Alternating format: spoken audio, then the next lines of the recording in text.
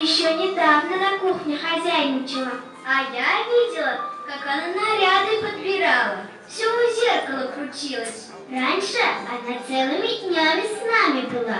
Это она во время каникул могла себе позволить столько времени с нами проводить. А теперь у нее другие дети. Какие другие дети? Настоящие школьники. А у меня и фотографии есть. Хотите посмотреть?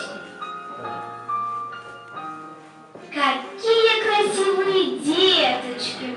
Ой, а на этой фотографии наша хозяйка как настоящая королева, а я ее принцесса. Какая она красивая на всех фотографиях!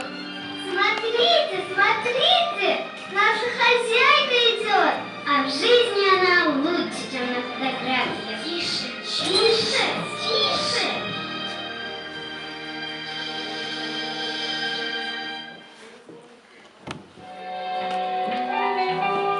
В этой жизни преуспеть, как получить, чего желаем, как воплотить, о чем мечтаем, ответ простой: позвольте сметь.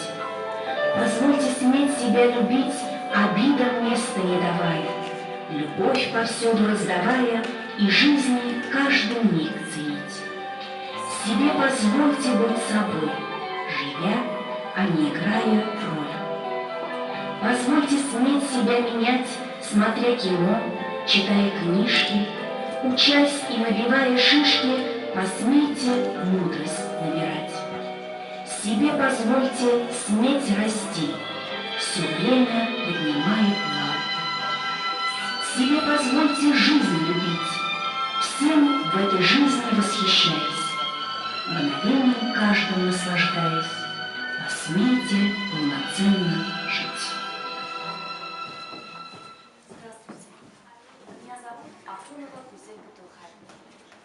Виктор Гюго писал: учится у того, кого любит.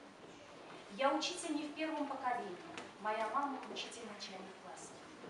Вот уже 20 лет я работаю в Барской средней общеобразовательной школе номер 1. 20 лет раздумий, поисков, открытий. Но несмотря ни на какие трудности, я никогда не жалела о выборе своего пути. За время работы я выработала свое профессиональное кредо – обучать ребенка, воспитывая в нем личность. Учить верить в их неповторимость, помогать развивать в них творческий потенциал. Я выпустила 4 класса. Мои первые выпускники уже взрослые люди, и многие создали свои семьи. Пусть они не добились небывалых высот, но все они стали достойными людьми. Они нашли в этой жизни свое место и честно трудятся. А сегодня мои ученики учатся, играют, мечтают. И я стараюсь подкрепить и поддержать их мечты. Помогаю дать им знания, которые пригодятся им в дальнейшей жизни. Как сложится их судьба, покажет время. Я осознаю ответственность перед государством, обществом, но прежде всего перед своими учениками. Передо мной на партах сидят мои ученики. Это будущее России.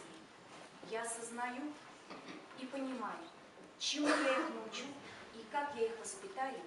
От этого зависит прежде всего, в каком обществе придется жить им, мне и вам.